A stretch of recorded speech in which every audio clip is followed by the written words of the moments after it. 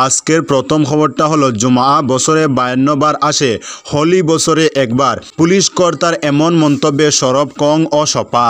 রমজান মুসলমানদের পবিত্র মাস এবং এই বছর রমজানের দ্বিতীয় জুমা 14 ফেব্রুয়ারি পড়েছে এবং এই দিনেই হোলি এবং জুমা একই দিনে পড়ার বিষয়ে সাউবল সিও অনুজ চৌধুরী একটি বিবৃতি দিয়েছেন, যেখানে তিনি দাঙ্গাকারীদের সতর্ক করছেন।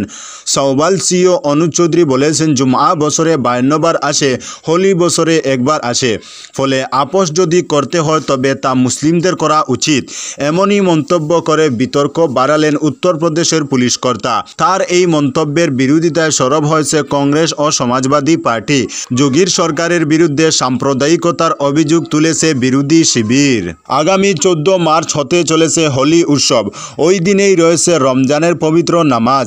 এই বিষয়টি মাথায় রেখে হিংসা বিধ্বস্ত সম্বলের কোতোয়ালি থানায় হোলি ও রমজান উপলক্ষে শান্তি সমিতির বৈঠক করা হয়। এই প্রসঙ্গে সংবাদ মাধ্যমের মুখোমুখি হয়ে পুলিশ আধিকারিক অনুজ চৌধুরী বলেন, হোলি বছরে একবার আসে, যেখানে প্রতি শুক্রবার জুমার নামাজ হয়, অর্থাৎ বছরে 52 বার এই জুমার নামাজ হয়। ফলে যদি কারো রঙে আপত্তি থাকে তাহলে তার বাড়িতে থাকা উচিত। যদি কেউ বাইরে আসেন তাহলে তার উচিত মন খুলে উৎসবে সামিল হওয়া। এই উৎসব মিলেমিশে পালন করাই রেওয়াজ। যদি মুসলিমরা ঈদের অপেক্ষা করে থাকেন তাহলে হিন্দুরাও হোলির জন্য প্রতীক্ষা করে থাকেন। দুই সম্প্রদায়েরই উচিত একে অপরের উৎসবকে সম্মান করা। আজকের পরবর্তী খবরটি হলো হোলি পিছিয়ে নেওয়া হলো জুমার নামাজ। আগামী 14 মার্চ শুক্রবার হিন্দুদের ধর্মীয় উৎসব হোলি, যা হিন্দুদের কাছে রঙের উৎসব হিসেবেই পরিচিত। ওই দিন আবার মুসলিমদের জুম্মাবার হুয়ায় মসজিদে বিশেষ জুমার নামাজ আদায় করা হয়। দুই সম্প্রদায়ের উৎসব পালনকে ঘিরে যাতে কোনো অপ্রীতিকর ঘটনা না ঘটে তার জন্য জুমার নামাজ আদায়ের সময় পিছিয়ে দিয়েছে লখনৌর জামে মসজিদের পরিচালন সমিতি। বৃহস্পতিবার 6 মার্চ সমিতির তরফে মুসল্লিদের উদ্দেশ্যে জারি করা এক বিজ্ঞপ্তিতে জানানো হয়েছে, হোলির দিন জুমার নামাজ বেলা 12:30টার পরিবর্তে 1:45টার সময় অনুষ্ঠিত হবে। দুই সম্প্রদায় যাতে শান্তিতে ও নির্বিঘ্নে উৎসব ও ধর্মীয় আচার পালন করতে পারে তার জন্য এমন সিদ্ধান্ত নেওয়া হয়েছে। কয়েক বছর ধরেই হোলির দিন জুমাবার পড়লে জুমার নামাজের সময় পিছিয়ে দেওয়ার সিদ্ধান্ত নিয়েছিল বিভিন্ন মসজিদ পরিচালন সমিতি। শুধু লখনৌ নয়, মুরাদাবাদ সহ উত্তরপ্রদেশের বিভিন্ন শহরে একই রকম সিদ্ধান্ত নেওয়া হচ্ছে। প্রথম দিকে কট্টর মুসলিমরা ওই সিদ্ধান্তে আপত্তি জানালেও সিংহভাগ মুসলিমরা জামা মসজিদ সহ বিভিন্ন শীর্ষ সংগঠনের সিদ্ধান্ত মেনে নেওয়ায় কোনো অঝামেলা হয়নি। আজকের পরবর্তী খবরটি হলো 5 গ্রামে কাগজ কলের জমিতে হবে মিথানল কারখানা। 5 গ্রামের কাগজ কলের জমিতে মিথানল উৎপাদনের কারখানা গড়ে উঠতে চলেছে।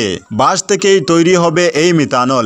সেজন্য কথাবার্তা চূড়ান্ত, প্রস্তুতিও অনেকটা এগিয়েছে। বৃহস্পতিবার বিধানসভায় একথা জানিয়েছেন রাজ্যের শিল্প ও বাণিজ্য মন্ত্রী বিমল বরা। বিধায়ক কমলাক্ষ দে পুরকাইস্তের প্রশ্নের জবাবে মন্ত্রী বলেন, ইতিমধ্যেই রাজ্য সরকার 209 বিঘা জমি ওই লক্ষ্যে আবন্টন করেছে। এই কারখানায় 2000 কোটি টাকার বিনিয়োগ হবে, 1900 কর্মসংস্থান সৃষ্টি হবে। আজকের পরবর্তী খবরটি হলো নিলামবাজারে সড়ক দুর্ঘটনায় আহত 5 জন।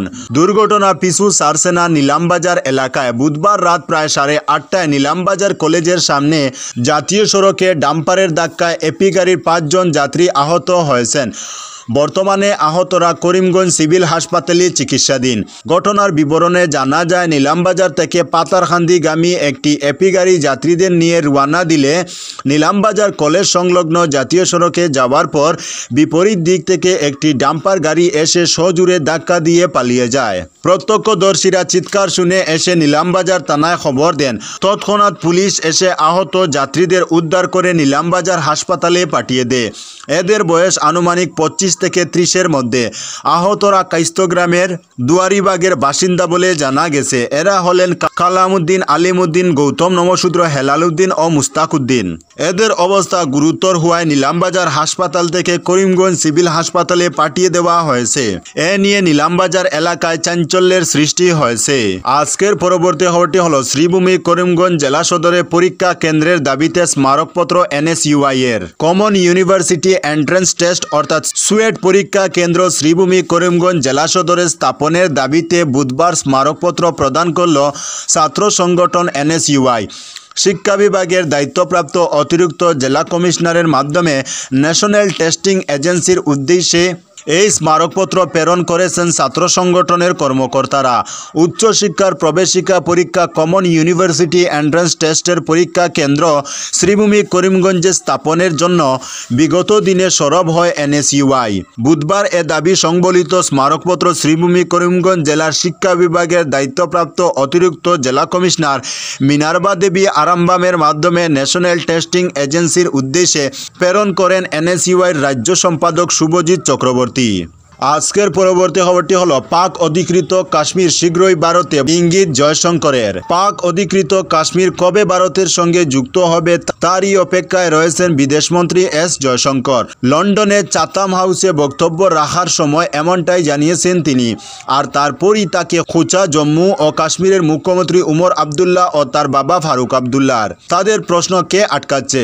এদিন লন্ডনে জয়শঙ্করের সামনে কাশ্মীর ইস্যু তুলে ধরা হয়, তখনই তিনি বলেন কাশ্মীর সমস্যার সমাধানে আমরা ভালোই এগিয়েছি। 370 ধারার অবলুপ্তি হলো একটি পদক্ষেপ। তো বন্ধুরা, আজকের জন্য এতটুকু। পরবর্তী কোনো নতুন ভিডিওতে দেখা হবে, তখন অবধি ধন্যবাদ।